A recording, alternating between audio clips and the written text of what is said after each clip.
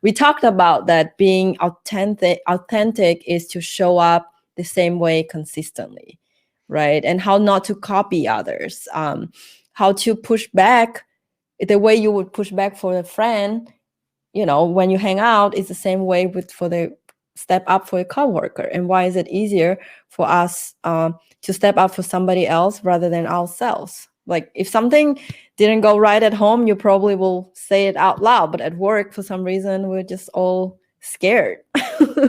Right. Well, I'd love to ask this group, think about how much easier it is if you see an injustice at work happening to somebody else to be Mm-hmm. able to stand up and say, that's not fair, or we need to handle this in a different way.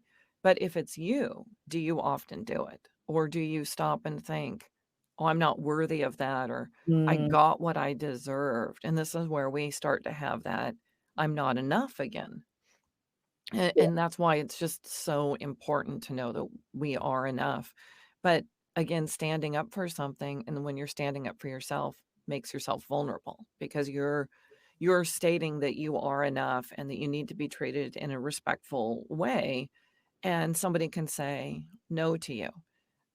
But it's better to try that and to live that life than to sit in this and let other people influence how you see yourself, because all of those things erode your own confidence and your inability then to be able to be true to who you are.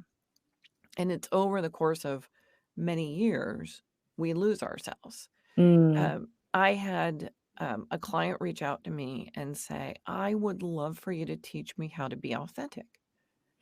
And it was one of those things, like, I sat on the message, so it came in an email, and I thought about it, and I thought, "I don't even know how to answer this." Mm. About 24 hours later, I was like, "Well, I can't answer this because that's not what needs to be taught. What I need to work with people on is to teach them how to unlearn how to be inauthentic." Because when Mm. we're born, we're authentic.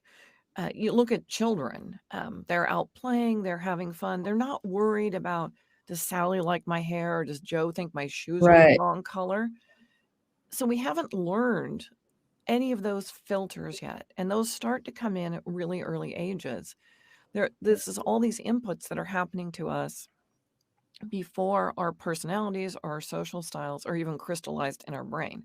So your Mhm. mother says, well, you shouldn't really wear that when you go to that party, or you can't leave the house with your hair that way. Now, they're doing these things in a really loving manner. They're Right. actually trying to protect you from the world and to make sure that you fit in and all of those things. So it's not out of malice that any of this happens, Mhm. but it does. They pile up. It's like death by a thousand paper cuts. Eventually, it's like, well, I need to think about what I wear when I go to these people, or they won't like me. Yeah. And we start to spend so much energy on us, like so much focus on me, Right. instead of focus on the other people. And I can guarantee you the other people are not focusing nearly as much on you as you are on you. So if we stop doing some of that and we think more about how do we care for others and how do we show up for others instead of Mm. all these crazy voices in our own heads, we start to find peace and joy. And we find true connection with people, Right. which is actually what gives us confidence to live an authentic life.